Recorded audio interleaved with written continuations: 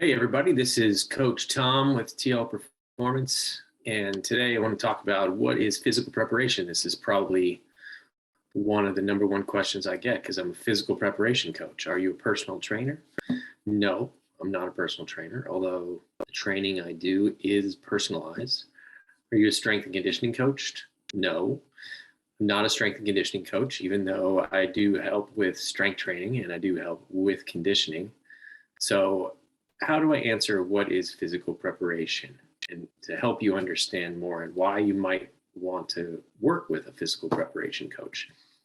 Physical preparation does mean training, but it's not limited to strength and conditioning, for example. So, if I said that I do just strength and conditioning, I would be limiting myself and my clients to other areas of training that could be helping them. And I really don't want to hurt my clients. I really want to help them out. And then why do I not call myself a personal trainer? And that's really because I also don't require that you come to a gym to see me, and I don't require that you do all of your training with me. And that is something that is unique. So if let's say a client wanted to hire a personal trainer once a week, the personal trainer is going to give them very limited advice because they only give away advice when they're in person. Whereas I will help people develop a full program, even if they only do see me once a month. So let's get back to physical preparation and training. So physical preparation is your training, and your training is your preparation. And training involves a lot of different things. Ian King is the one to coin the term physical preparation, and it involves things such as your technical preparation, which could be skill training in sports, or it could be even all the way down to strength training. Could be your technique in the gym, but your technical training isn't necessarily in the gym. In fact, most of the time it's not.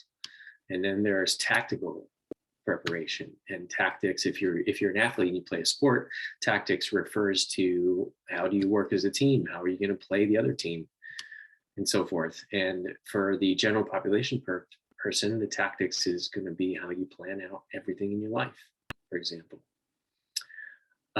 And then there is the physical, and the physical part is what people focus on often. Physical part of training can be broken down into four parts, and that's flexibility, strength, speed, and endurance. So you can see that even in the physical qualities, strength is only 25% of all physical qualities. So why is it that strength gets so much attention in the mainstream media?